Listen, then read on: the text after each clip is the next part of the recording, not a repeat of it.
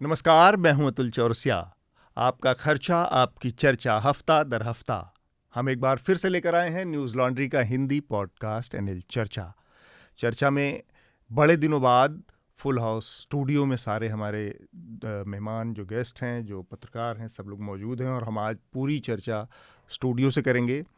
शुरुआत का हिस्सा आपको वीडियो के जरिए आप तक पहुंचेगा और पूरा का पूरा पॉडकास्ट आप अपने पॉडकास्ट प्लेटफॉर्म पे सुन सकते हैं, जहां पर भी आप जिस भी प्लेटफॉर्म पर आप सुनते हैं हमारी चर्चा। ज़्यादातर सभी पॉडकास्ट प्लेटफॉर्म पे उपलब्ध है।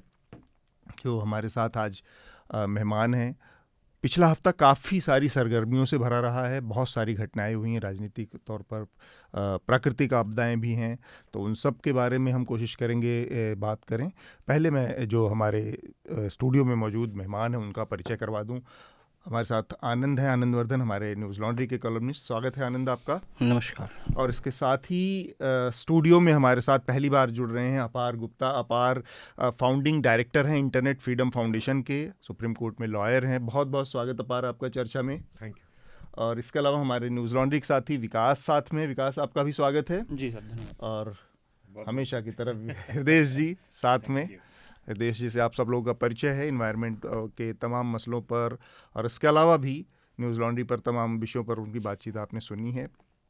जो सुर्खियां रहीं इस हफ्ते, उनके बारे में मैं पहले सरसरी तौर पर बता देता हूं। इसके बाद हम अपनी इस चर्चा को शुरू करेंगे। इसके अलावा एक दो अपील भी हैं। मसलन हमारा एनएल सेना प्रोजेक्ट जो है चल रहा है अभी, वो है प्रेस फ्रीडम के ऊपर। प्रेस फ्रीडम फंड के नाम से हमारा एनएल सेना प्रोजेक्ट है, जिसमें आपकी मदद की हमें ज़रूरत है। अभी भी चल रहा है, इसको जल्दी से जल्दी पूरा करने में हमारी मदद करें। जो लेटर्स आपके आते हैं, जिनको हम अक्सर हमेशा चर्चा में शामिल करते हैं, उन लेटर्स के बारे में आपसे बताना है कि ज़रूर लिखें। आपके लेटर्स से काफ़ी हमें मदद मिलती है विषयों में डाइवर्सिटी लाने में, और उसमें बहुत सारी विविधता शामिल करने में। और उसके अलावा भी कुछ अगर उसमें कमी है या कोई अच्छी चीज़ है तो वो भी समझने में मदद मिलती है। तो आप लोग लेटर ज़रूर लिखें। इसके दो तरीके हैं। एक तो आप सीधे newslaundry.com/podcast-letters पे जाके वहाँ पर सीधे अपने लेटर्स हमें भेज सकते हैं। और दूसरा तरीका उससे ज़्यादा आसान है कि आप सीधे podcasts@newslaundry.com पर हमें मेल कर दीजिए।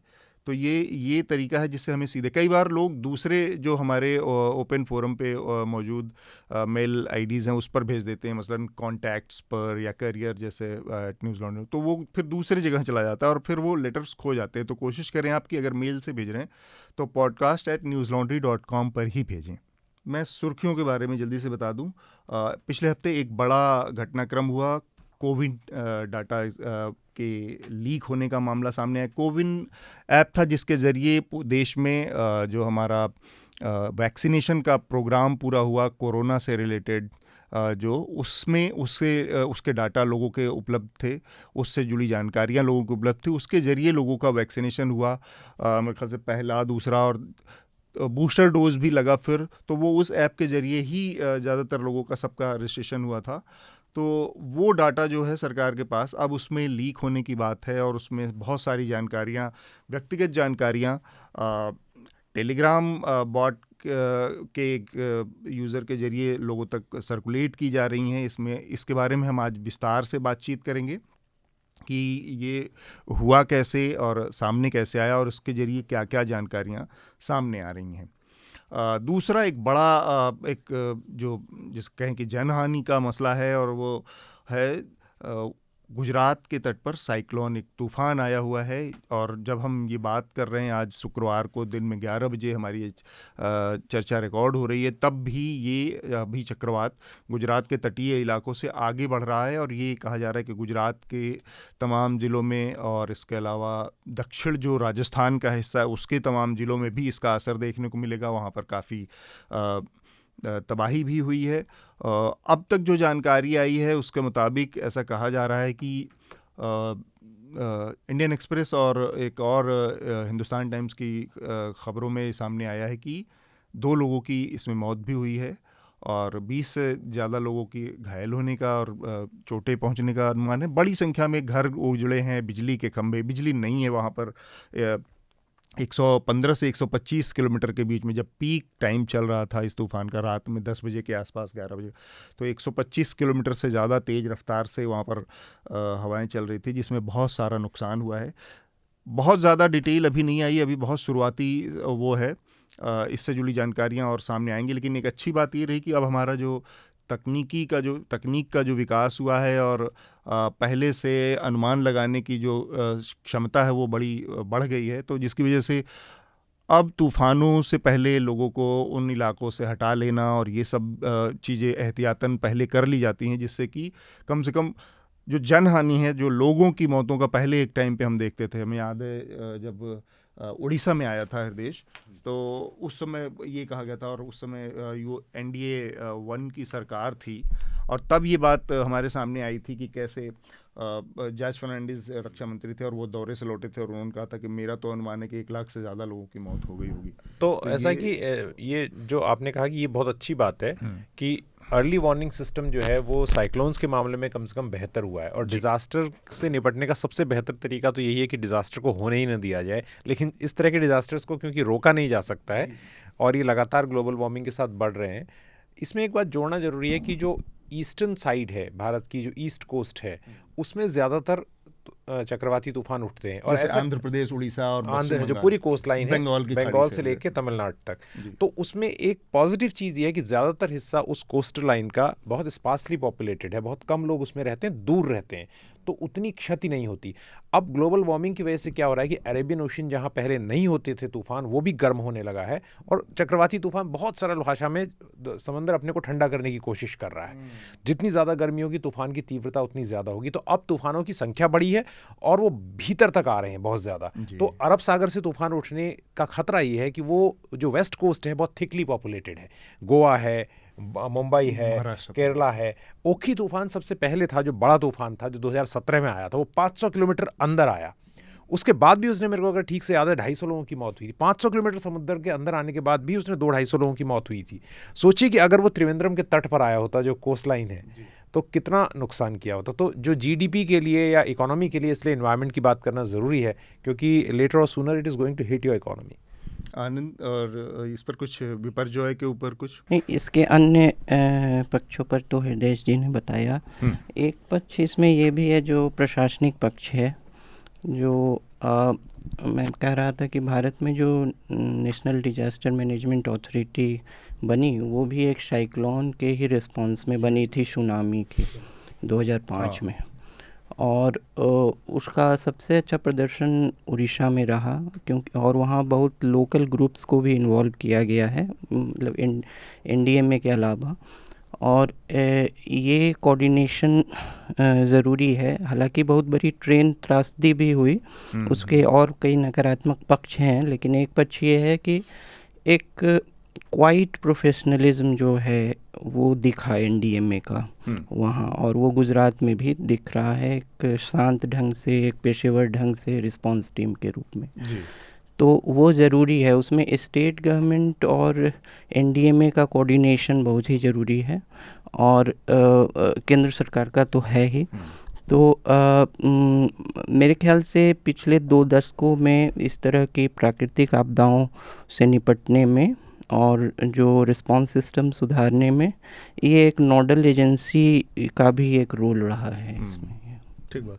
अपार, आप, विकास, आप लोग कुछ जुड़ना चाहेंगे? ये जो पूरा का पूरा चल रहा है अभी, यही कहना चाहूँगा। एक चीज़ जो है इसमें हमें क्लाइमेट चेंज जो है उसको भी हमें थोड़ा सा इसमें डिस्कशन में लाना चाहिए, इस पेपर जो है के साथ साथ ही, क्योंकि क्लाइमेट चेंज बीच बीच में तो चर्चा में आता रहता है, लेकिन वो एक सीरियस कंसर्न है, उसके सामाजिक और आर्थिक प्रभाव भी हैं, और वो लंबे समय में और सब देशों को, एक को नहीं, वो राजनीतिक सीमाओं के परे भी जो है भौगोलिक रूप से भी प्रभावित करेंगे।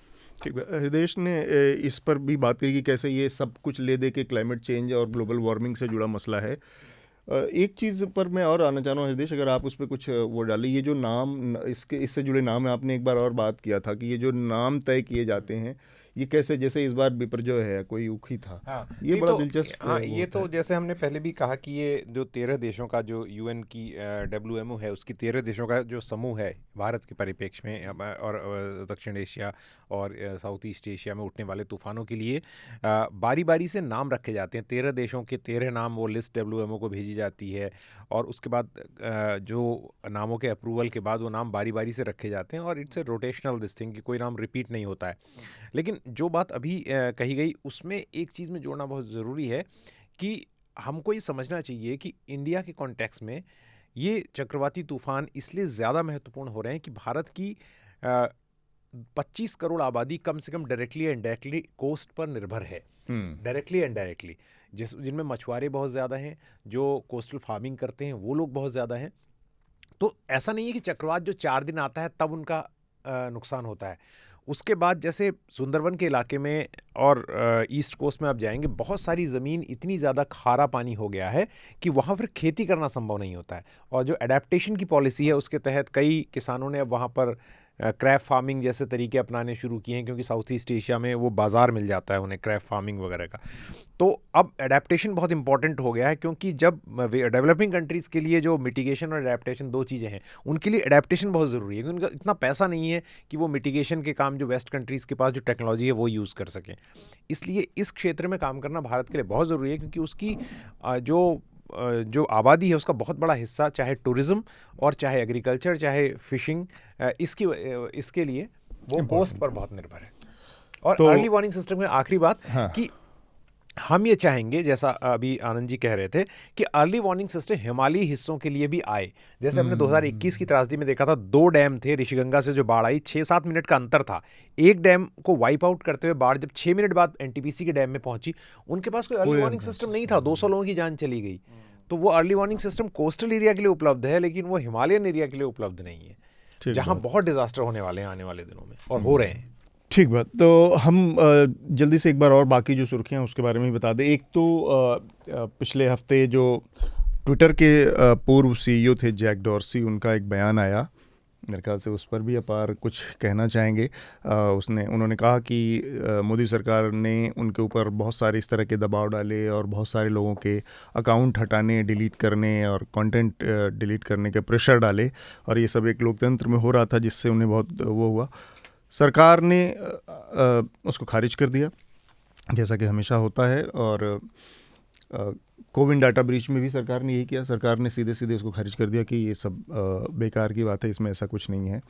और हमारे जो टेक्नोलॉजी मिनिस्टर हैं चंद्रशेखर, उन्होंने सीधे सीधे कह दिया कि ये तो कोई ऐसा डाटा नहीं है जो इम्पोर्टेंट हो, और वो बहुत पुरानी कोई जानकारी थी जिससे वो सामने आ रही हैं जानकारियाँ। उसमें ओरिजिनल जो कोविन का डाटा है वो पूरी तरह से इंटैक्ट है। और एक समय पे हमने देखा, इनसे पहले एक मिनिस्टर हुआ करते थे रविशंकर प्रसाद, उनका ये कहना था कि हमारा जो डाटा है हिंदुस्तान में वो 10-10 मीटर मोटी दीवारों में सुरक्षित है। तो इस तरह के माहौल में हम आज डाटा की चर्चा और डाटा प्रोटेक्शन और इन सब चीज़ों की चर्चा करेंगे। एक और ख़बर आई कि इस साल भी एक अनुमान है ये कि 6,500 के करीब जो भारत के अल्ट्रा रिच, सुपर रिच लोग हैं वो देश छोड़कर विदेशों में बस जाएंगे, जा सकते हैं। पिछले साल ये आंकड़ा 7,500 था, इस बार ये 6,500 है, थोड़ा सा इसमें गिरावट आई है। ये जो अल्ट्रा रिच या सुपर रिच लोगों की बात होती है, इसमें रुपए में करोड़पतियों की बात नहीं होती, डॉलर में करोड़पतियों की बात होती है। तो मिलियनियर, तो इसमें बहुत टेंशन लेने की ज़रूरत नहीं है हमको, आपको इसी देश में रहना है। और इसलिए और आज तो वैसे अपार का दिन है, हम उनसे बहुत सारी चीज़ पूछेंगे। बिल्कुल। टेंशन वाली बात में याद आया, वो जो अंकल जी जो पार्क में बैठे रहते हैं और जो चिंतित रहते हैं कि देश की नहीं, हिंदू राष्ट्र के लिए, उनके जो सारे बच्चे हैं वो भी विदेश में पढ़ रहे होते हैं तो वो उस भीड़ में शामिल नहीं होते हैं जो लाठियां लहराते हुए, झंडा लहराते हुए वो पुरोला में इधर दिखाई दे रही हैं। तो 13,500, लेकिन इस लिस्ट में सबसे आगे जो है वो चाइना है, और 13,500 लोग वहाँ से विदेशों में बसने का। और इस लिस्ट में ये तो हुआ कि जो लोग जा रहे हैं, जिन जगहों पे जा रहे हैं, उस लिस्ट में सबसे टॉप पर ऑस्ट्रेलिया है, जहाँ सबसे ज़्यादा लोग जाने को प्रेफर कर रहे हैं। इसके बाद कनाडा है, हांगकांग है, इस तरह से अलग अलग कंट्रीज़ हैं जहाँ पर लोग जाने की कोशिश कर रहा हूँ। और सबसे दिलचस्प बात जो मुझे समझ में आई वो ये कि इसमें आनंद ऐसा कैसे है कि ब्रिटेन में भी 2000 के 3000 के लोग हैं यूके में जो कि बाहर जा रहे हैं ब्रिटेन से। तो वो तो ड्रीम डेस्टिनेशन यूरोप हुआ करता था और आज की तारीख में यूके से लोग वहाँ से भाग रहे हैं। एक जो रीज़न मैं इस पढ़ते दौरान समझ में मुझे आया लोगों का ये है कि ब्रेक्सिट के बाद ब्रिटेन से लोगों का मोह भंग हुआ है और वहाँ पर जो इकोनॉमिक वो है अनस्टेबिलिटी या फ्यूचर के वाइज लोग बहुत ज़्यादा प्रॉस्पेक्ट्स नहीं देख पा रहे हैं। फिर भी इस पूरे सिचुएशन में ऑस्ट्रेलिया बन रहा है डेस्टिनेशन, यूएस है लेकिन यूएस अभी अब 4-5वें नंबर पर है, पर यूरोप का गिरना सब बहुत सरप्राइजिंग है मेरे लिए। आनंद, मेरे ख्याल से जो अगर एग्जोडस इसको कह सकते हैं सुपर रिच का, तो ये किसका सूचकांक है ये भी तय करना बहुत मुश्किल है, क्योंकि ये किसी भी इकॉनमी को नापने का पैरामीटर है या नहीं ये भी विवादास्पद है, क्योंकि और बहुत सारे जो इंडिकेटर्स हैं पिछले कुछ महीनों में जो भारत के आए हैं वो हेल्दी आए हैं, बहुत सारी रिपोर्ट्स आए हैं वो हेल्दी आई हैं। इवन जो पत्र पत्रिकाएं भारत के प्रति काफ़ी आलोचनात्मक रहती हैं उन्होंने भारतीय अर्थव्यवस्था को अभी स्वस्थ बताया है। हाँ। तो और एक एक्सेप्शनलिज्म भी लिया है कि एक एक्सेप्शनल केस है जो कि ग्लोबल पैंडेमिक के बाद जो है बहुत सूचकांक पे खरा उतर रहा है। और तो मेरे ख्याल से किसका सूचकांक है पता नहीं। जहाँ तक ब्रिटेन की बात है, मेरे ख्याल से European economy as a whole जो है, जो इस सदी के शुरू में जो यूरोपियन कम्युनिटी का जो यूरोपियन यूनियन में इंस्टीट्यूशनलाइज्ड हुई, उसको लेके जो जितनी भी जो ऑप्टिमिज्म थी वो सही नहीं साबित हुई। और कुछ हद तक यूरोपियन इकॉनमी जो है, एक दो देश हटा लें जर्मनी वगैरह, तो स्टैग्नेट हो गई है। और यह सदी भी जो है यूरोपियन सदी नहीं मानी जा रही है। तो कई कारण हो सकते हैं। अब अभी तो बहुत कुछ पे बोलना है, स्पेक्युलेटिव ही होगा। अपार, आपको क्या अनुमान है? मेरा अनुमान ये है कि मैं देखता हूँ जैसे जो लोग जॉब सेक्टर में आते हैं जिनसे मेरी बात होती है कभी कभी, अगर उन्हें अवसर मिलता है बाहर जाके पढ़ाई करने का, वो पढ़ाई करते हैं और बस जाते हैं। और मैं अपने खुद अनुभव से देखता हूँ, क्योंकि मेरे को भी अवसर मिला था बाहर पढ़ने का, पर उस समय हमें ये लग रहा था और मैं अपने पेरेंट्स से जस्टिफाई भी कर पाया कि हमारी जो प्रगति और विकास हो रहा था भारत के अंदर, जैसे हमारा जीडीपी बढ़ रहा था, which was the dream stage, कि ज़्यादातर अपॉर्चुनिटीज़ इधर भारत में होंगी, हम डेवलप कर पाएंगे। कौन से ईयर में कह रहे थे आप अपने पेरेंट्स से? 2010। मैं तो उधर एक दिन नहीं रहा था, न्यूयॉर्क से अगले दिन आ गया था। तो मैंने तो सोचा कि प्लस आई डेंट वांट, पर वो सब बातें अलग है। पर मैं अब ये देख रहा हूँ कि मेरी भी आयु के जो लोग हैं वो पोस्ट डॉक किसी ना किसी तरीके से वो चाहते हैं कि वो इंडिया के बाहर जाए। और ये इकोनॉमिक अपॉर्चुनिटी से नहीं ही जुड़ा, हमारा समाज भी एक ऐसा समाज हो गया है कि अगर आप एक विचारधारा रखते हैं तो आपके लिए अच्छा है, पर अगर आप वो नहीं रखते तो आपको किसी ना किसी तरीके से अटैक किया जाएगा, पीड़ा आएगी, आपका एक्सक्लूजन होगा, कुछ ना कुछ आपके साथ बुरा हो सकता है। तो बहुत लोगों को ये लगने लगा है कि their social lives and their professional lives will be better outside India. तो जिनके पास पैसा होता है वो इसके लिए बहुत बारी टैक्स बचाने के लिए नहीं, पर बहुत अन्य कारणों के वजह से जो आर्थिक नहीं है उसके वजह से भी भारत के बाहर जा रहे हैं। और हमें उस नज़रिए से भी देखना चाहिए ये बात। यही मेरा अगला सवाल था कि एक्चुअली क्या किसी वो एंजाइटी क्या है जो काम कर रही है या इस तरह के, क्योंकि हमेशा एक सामान्य सी बहुत एक्सेप्टेबल धारणा रहती है कि जो एलीट होता है या जो पैसे वाला, जो इन्फ्लुएंशियल या सक्षम आदमी है, वो कमोबेश बदलाव से, पॉलिटिकल या सामाजिक बदलावों से इम्यून रहता है, बहुत ज़्यादा उसके ऊपर असर नहीं पड़ता। लेकिन यहाँ पर जो स्थिति है वो थोड़ी सी अलग है कि यहाँ पर वो सुपर रिच ही जा रहा है, जो कि अफोर्ड कर सकता है बहुत सारी चीज़ों को, उसके बावजूद। अब जैसे आनंद ने कहा ना, मेरे को देखना पड़ेगा जो सुपर रिच वाली जो रिपोर्ट आप कह रहे हैं कौन लोग हैं, लेकिन जो अपार कह रहे हैं उस बात को ये समझने की ज़रूरत है। माना कोई आदमी एक क्रिएटिव आर्टिस्ट है, he wants to unleash his creative skills और सब कुछ, तो कभी कभी ऐसा जरूर लगता है, मैं ये नहीं कह रहा हूँ कि बाहर अफसाना रंगीन है और बाहर निकल जाओ तो सब कुछ अच्छा है, और वहाँ भी अलग चुनौतियां हैं, वहाँ के लोगों के खिलाफ भी आप डिस्क्रिमिनेशन महसूस करेंगे। ये नहीं कि यही सब कुछ गलत है, यही सब कुछ अच्छा है। तो लेकिन ये जो कंस्टर्नेशन है, ये जो डर है, ये लोगों के भीतर अभी हो रहा है कि हाँ, क्या मैं ऐसा कर पाऊंगा, क्या मैं ऐसी मतलब एक फिल्म बना रहा हूँ और उसके बाद उसका विरोध तो हमेशा से होता रहा है, ऐसा नहीं कि अभी हो रहा है अलग अलग तरीके से। तो वो चीज़ का मेरे को लगता है उस पर खुल के एक किसी अलग कार्यक्रम में या किस तरह से उस पर थोड़ा विचार करने की ज़रूरत है। ठीक बात है। चलिए जल्दी से जो विषय है उन पे बात कर ले। एक तो और घटना हुई है, मणिपुर फिर से लगातार चर्चा में, वहाँ पर हिंसा की घटनाएं रुक नहीं रही, और जो ताज़ा घटना हुई है उसमें केंद्रीय मंत्री आर के रंजन सिंह के घर को इम्फाल में जो हिंसा का भीड़ थी उसने आग लगा दी, और कुछ दिन पहले वहाँ पर 9 लोगों की और मौत हो गई थी। एक घटना भोपाल से आई, वहाँ पर एक बहुत महत्वपूर्ण जो सतपुड़ा भवन है जहाँ से सरकार कामकाज करती है मध्य प्रदेश की, उसमें आग लग गई, भीषण आग लग गई, और उसमें काफ़ी एक ऐसी स्थिति भी है कि जब वहाँ पर मुख्यमंत्री की तरफ से और मांग की गई कि एयरफोर्स भेजा जाए उस पर काबू पाने के लिए, तो आप अंदाज़ा लगा सकते हैं कि कितनी बड़ी आग रही होगी। तमिलनाडु में ईडी ने कुछ कार्रवाइयाँ की हैं जिसकी वजह से एक नई किस्म की कंट्रोवर्सी शुरू हुई है।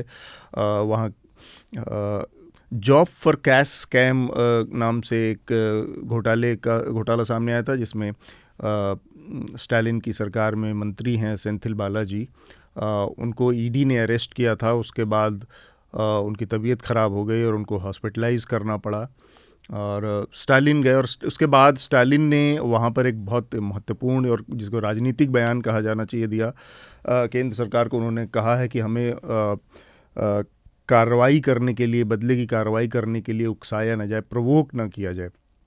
तो इसके अपने मकसद हैं कि क्या ये जो ईडी की कार्रवाई, उनका इशारा है कि राजनीतिक मकसद से हो रहा है और बाँह मरोड़ने की कोशिश हो रही है। कर्नाटक हाईकोर्ट ने जो कर्नाटक के इस समय उप मुख्यमंत्री हैं DK शिव कुमार, उनके ऊपर जो करप्शन के आरोप थे उसमें CBI जांच पर रोक लगा दी है। और एक और सुर्खी है, India focused on long range weapon capable of reaching target across China से, यानी तो भारत चाइना के को ध्यान में रखते हुए इस तरह के लॉन्ग रेंज मिसाइल्स के ऊपर काम कर रहा है जो कि चाइना के पार, मतलब चाइना के नॉर्थ वाले हिस्से के उधर तक हमला करने में सक्षम हो, पूरा चाइना रेंज में रहे। और एक बहुत महत्वपूर्ण जो घटनाक्रम हुआ, पहलवानों का लगातार जो प्रदर्शन चल रहा था रेसलिंग फेडरेशन के अध्यक्ष बृजभूषण शरण सिंह के खिलाफ, उस मामले में दिल्ली पुलिस ने चार्जशीट दाखिल कर दी है, और चार्जशीट 1500 पन्नों की है। उसके कुछ चीज़ें सामने आई हैं जिसके मुताबिक उसमें सेक्सुअल हैरेसमेंट की एक धारा है, स्टॉकिंग की एक धारा लगाई गई है, और इसके अलावा महिला की जो उसकी मर्यादा है उसको नुकसान, इसको चोट पहुंचाने की कोशिश के भी आरोप हैं। लेकिन ये सारी की सारी जो धाराएं लगाई गई हैं तीनों, ये सब की सब बेलेबल हैं, यानी इसमें ज़मानत मिल जाएगी तुरंत। और पॉक्सो के तहत जो केस पहले दर्ज किया था, FIR दर्ज की थी, उस मामले में उसको वापस लेने की चार्जशीट दाखिल की है दिल्ली पुलिस ने। उसमें आप लोगों को पता होगा तो जो पीड़िता थी उसके पिता ने और पीड़िता ने 164 के तहत बयान अपना दर्ज करवाया था, जिसके बाद उसमें ये उन्होंने कहा था कि वो गलत आरोप लगाया था और उसमें कोई सच्चाई नहीं थी, और बृजभूषण शरण सिंह ने उनके खिलाफ कोई ऐसा काम नहीं किया था, गलत काम नहीं किया था। तो वो पॉक्सो की जो धारा थी, वो पॉक्सो वाला जो FIR है उसको हटाने की, उसको क्वैश करने की इसमें वो की गई है। ये सुर्खियाँ थी।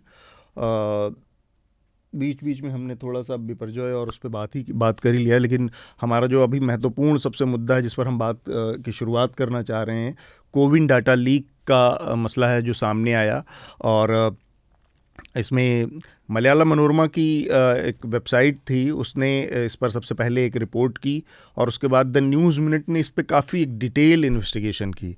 उन्होंने वो जो टेलीग्राम बॉट था वहाँ पर जाकर और उनका जो मैकेनिज़्म था उसको फॉलो किया कि किस तरह से डाटा वो प्रोवाइड करवा रहे थे, और उसमें उन्होंने कई मंत्रियों, स्टेट के मंत्री, केंद्रीय मंत्री और विपक्ष के जो नेता हैं, कनिमोझी भी उसमें हैं, इन सब लोगों के डाटा निकाले और वो डाटा सही पाए गए। तो वो सामने आया। इसके बाद जो हमारे मिनिस्टर हैं, जो कि सरकार की तरफ से जो आया बयान, राजीव चंद्रशेखर ने बयान दिया कि ये जो डाटा है ये कोविन का डाटा नहीं है, कोविन का डाटा पूरी तरह से सुरक्षित है।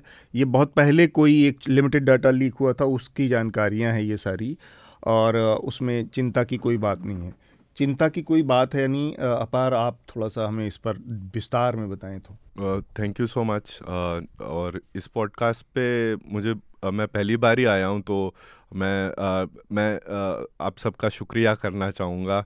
मैं पॉडकास्ट कई बार पहले सुन भी चुका हूँ। Thank you. तो thank you so much for inviting मी।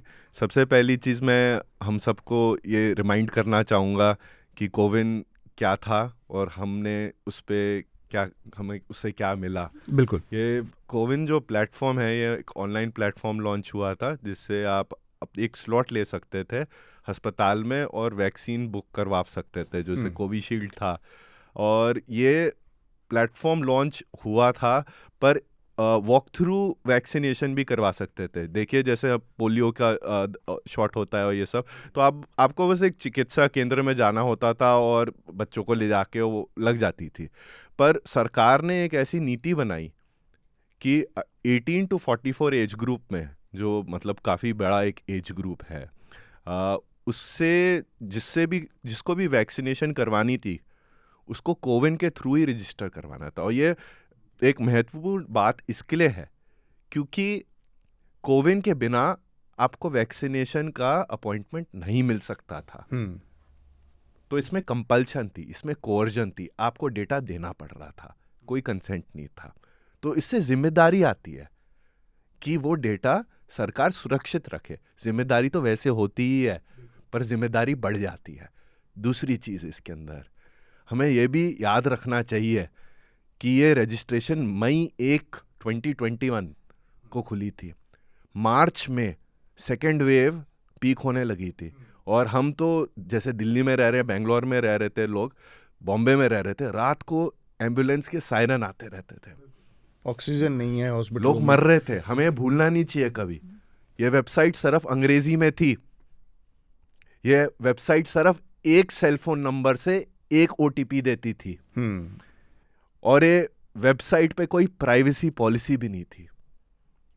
ये सब दिखाता है कि सरकार ने ये प्लेटफॉर्म मैंडेटरी कर दिया विदाउट मेकिंग श्योर कि वो सही तरीके से बना। और इससे ये भी हुआ, हमने बाद में देखा कि दिल्ली ले लीजिए, इंडियन एक्सप्रेस की रिपोर्टें हैं, तो एक रूरल कम्युनिटी जैसे हमारे गांव भी हैं अभी दिल्ली में, तो सरपंच के पास लड़के जा रहे थे और बोल रहे थे हम इस वेबसाइट से कैसे रजिस्टर करें, ये तो अंग्रेजी में हमें समझ नहीं आ रही। तो ज़्यादातर अंग्रेजी English speaking metropolitan elite got vaccinated at a time, उस समय जब लोग मर रहे थे। तो एक्सक्लूजन जो वैक्सीन इक्विटी है वो तो कभी थी ही नहीं इस प्लेटफॉर्म में। और ये हमें समझना चाहिए कि बहुत लोग जो शहरों में हैं वो ये समझते हैं कि कोविन एक ऐसी चीज है जिससे मुझे स्लॉट एकदम से बहुत आसान हो गया, मुझे कुछ करना नहीं पड़ा। मैं प्राइवेट अस्पताल गया, मैं मैक्स गया, मैंने टीका लगा लिया और सब बुकिंग मेरी मोबाइल पे थी। वो उन्हीं लोगों के लिए थी जिनके पास मोबाइल था, जिनके पास स्मार्टफोन था, जो बहुत एक कम सेगमेंट ऑफ आवर पॉपुलेशन है। तो जिसके पास पैसा था उसे वैक्सीन पहले मिली और ये बिल्कुल गलत बात है। दूसरी बात पे आता हूँ मैं, जो डेटा की बात है। जैसे जून 10 को ये रिपोर्ट पब्लिश हुई सबसे पहले द 4th में, और उसके बाद मनोरमा के पेपर ने जून 12 को फ्रंट पेज हेडलाइन दी। उसके बाद क्या हुआ, हमने देखा ट्विटर पे साकेत गोखले हैं और 2-3 लोग हैं, अनिवार अरविंद, जो बहुत सारे लोग जो तकनीकी डिटेल्स जानते हैं, उन्होंने डिटेल्स काफ़ी अलग अलग ऑपोजिशन लीडर्स की निकाली, पब्लिक पर्सनैलिटीज़ की निकाली, तो उसमें क्या क्या डिटेल थी, आप वैक्सीनेट कब हुए, कहाँ हुए, आपने कौन सा आईडी दिया, पासपोर्ट का, आधार का। तो उससे ये स्थापित हो गया, मतलब इट वाज प्रूवन कि डेटा ऑथेंटिकली मिल रहा है, क्रॉस वेरीफाई भी कर दिया, और बहुत लोगों ने वो ट्राई किया और फिर थोड़ी बाद में जाके बंद हो गया।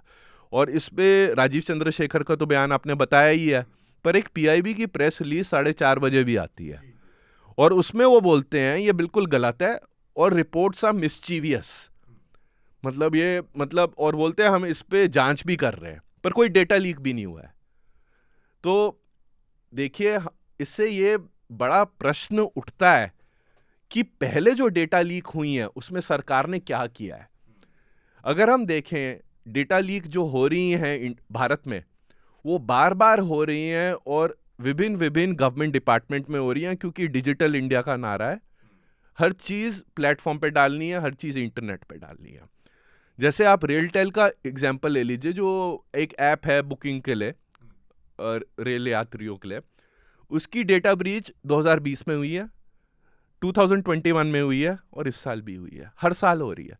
इसका मतलब क्या है कि हमारी जो संस्थाएं हैं वो सिक्योरिटी सही तरीके से नहीं ले रही, और जो अथॉरिटी है, जो एक अथॉरिटी बनाई गई है साइबर सिक्योरिटी के लिए, जिसका नाम सर्ट इन है, वो सही तरीके से अपना काम नहीं कर रही सिक्योर करने में, और जब लीक भी आती है तो ये नहीं बता रही कि लीक क्यों हुआ, क्या हुआ। हमें हमेशा यही बताया जाता है कि कोई लीक ही नहीं हुआ है, सब कुछ सही है।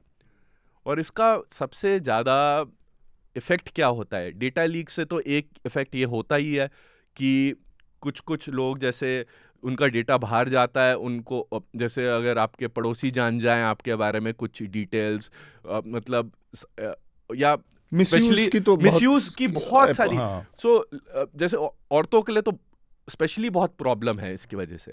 पर आप अगर नेशनल क्राइम रिकॉर्ड्स ब्यूरो के स्टैटिस्टिक्स भी देखें, साइबर क्राइम क्यों फैलने लगा है, क्यों आपको कॉल व्हाट्सएप पे आती है और कोई बोलता है आपको ये आपका बैंक अकाउंट नंबर है, ये आपका आधार है, और हमको आपके बारे में ये जानकारी पता है, आपको बस ये 2 चीजें करनी है।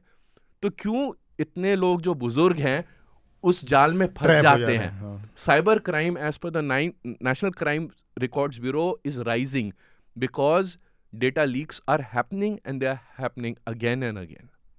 एक बात मैं पूछ सकता हूँ? मैं आपसे पूछ रहा था कि कुछ दिन पहले, और वो आज मेरी रीडिंग रिकमेंडेशन भी रहेगी, एक अमेरिकन प्रोफेसर हैं सुजान ज़ोऑफ, उन्होंने जो किताब लिखी है the age of surveillance capitalism, उस किताब में उन्होंने, और वो सबको पढ़नी चाहिए, बहुत इंपॉर्टेंट किताब है, उस किताब में उन्होंने कहा है कि ज़्यादातर इस डेटा का जो इस्तेमाल है वो बिजनेस पर्पस के लिए बहुत बड़े लेवल पे हो रहा है, राइट? हाँ जी।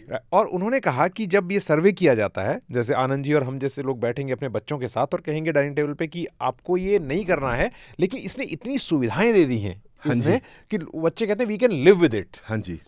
हमको छुपाने के लिए, आपको ये कितनी बड़ी चिंता का विषय लगता है कि लोगों को लगता है मेरे को टीका तो लग रहा है ना, फटाक से काम तो हो रहा है, मैं अपने और अपने बच्चों का तुरंत बुकिंग ले लेता हूं, तो लोग ना तो विरोध करते हैं, और ना जो आप बात कर रहे हैं, जो सर्वेलेंस कैपिटलिस्ट जिस चीज से सबसे ज्यादा डरता है वो है लॉ, और उस लॉ की मांग नहीं करते हैं जिसके लिए आपकी फाउंडेशन भी बोल रही है। तो ये कितनी बड़ी, ये बहुत बड़ी चिंता है, और ये भारत में एक चिंता इसके लिए ही नहीं है क्योंकि जो आप किताब के बारे में बात कर रहे हैं वो एक अमेरिकन बुक है, और वो उस पर्सपेक्टिव से लिखी है। इंडिया में हम देख रहे हैं सर्वेलेंस कैपिटलिज्म ही नहीं है, सर्वेलेंस वेलफेयरिज्म भी है। मतलब आपको राशन नहीं मिलेगा अगर आप अपना अंगूठा का छाप बायोमेट्रिकली चढ़ाएंगे नहीं। हाँ, पर उसके ट्रांसफर में जो पर आप अगर नेशनल इकोनॉमिक सर्वे पढ़े जो बजट से पहले रिलीज होता है, 2-3 साल के रिपीटेड नेशनल इकोनॉमिक सर्वे बोल रहे हैं कि सरकार को सिटीजन का डेटा बेचना शुरू कर देना चाहिए, मतलब वो पैसे बनाएंगे डेटा से। इससे क्या होगा, सर्विलेंस और बढ़ेगी, क्योंकि जैसे ही आप कोई फिस्कल इंसेंटिव, जैसे दारू बेचने पे एक्साइज जैसे होता है या टोबैको पे टैक्सेस होते हैं, तो वो और एक्टिविटी बढ़ जाती है। दूसरी बात इसमें है पॉलिटिकल कंट्रोल की। जितना डेटा आपके बारे में कंपनियां रखती हैं, पर अगर सरकार भी रखती है, वो आपको और कंट्रोल कर सकती है। और ये इसके लिए इम्पोर्टेंट है क्योंकि अमेरिका को तो देखिए, पर चीन को भी तो देखिए। चीन क्या क्या चीज़ें कर रही है, फेशियल रिकग्निशन कर रही है, वही सब सारी चीज़ें भारत में हो रही है।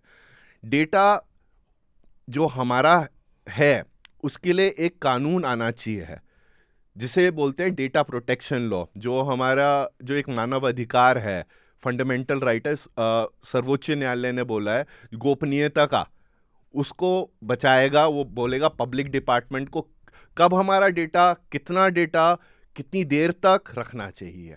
और हम कब बोल सकते हैं ये डेटा गलत है, उसे करेक्ट करिए आप, मेरा नाम गलत चढ़ा हुआ है, मेरा डेटा अब आपको कोई ज़रूरत नहीं है, आपने मुझे दे दिया जो देना था, अब डिलीट करिए। वो कानून ये सरकार 9 साल में नहीं ला पाई है। और अब जो उन्होंने प्रपोजल रखा हुआ है डेटा प्रोटेक्शन लॉ का, जो कह रहे हैं कि मॉनसून सेशन में लाएंगे, उसमें इतने बड़े बड़े एग्जेम्पशन क्लॉज हैं कि एक नोटिफिकेशन से सारे गवर्नमेंट ऑफिसेज को एग्जेम्प्ट कर दे सकते हैं, जैसे IRCTC, जैसे आपका ये कोविन। और उसमें मैं एक और चीज़ बोल के ख़त्म करूंगा, क्योंकि इंडिया में private sector and public sector दोनों बहुत एक कोलैबोरेशन में काम कर रहे हैं। प्राइवेट सेक्टर को डेटा से पैसा मिल रहा है, पब्लिक सेक्टर को अभी पावर मिल रही है, पर उसको पैसा भी मिल सकता है, वो ये चाहता है कि वो बेचे भी। पर इसके अंदर हमें ऐसे देखना चाहिए कि डेटा जो हम देंगे, वो जो ये एक्ट प्रोटेक्ट करेगा, उसमें एक प्रावधान और है कि एक कंपनी को वो एग्जेम्प्ट कर सकते हैं एट अ टाइम, और उसके एग्जेम्पशन के क्राइटेरिया कुछ है ही नहीं।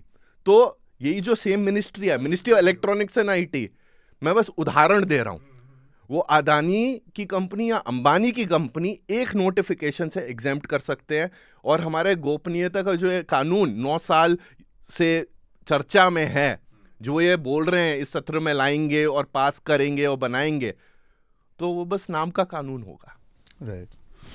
एक सवाल इस पे मैं और जोड़ना चाह रहा हूँ, और थोड़ा सा आप लोगों से भी इस पर आए कि जैसे ये जो डाटा इकट्ठा करने का, या जैसे सरकार ने कोविन लगा दिया कि इसके बिना आपका होगा नहीं, तो आप एक तरह से बध जाते हैं, आप मजबूर हैं करने के लिए, और नहीं या तो आप पेंडेमिक झेलिए, वो कोविड झेलिए, या फिर वैक्सीन लगवा लीजिए।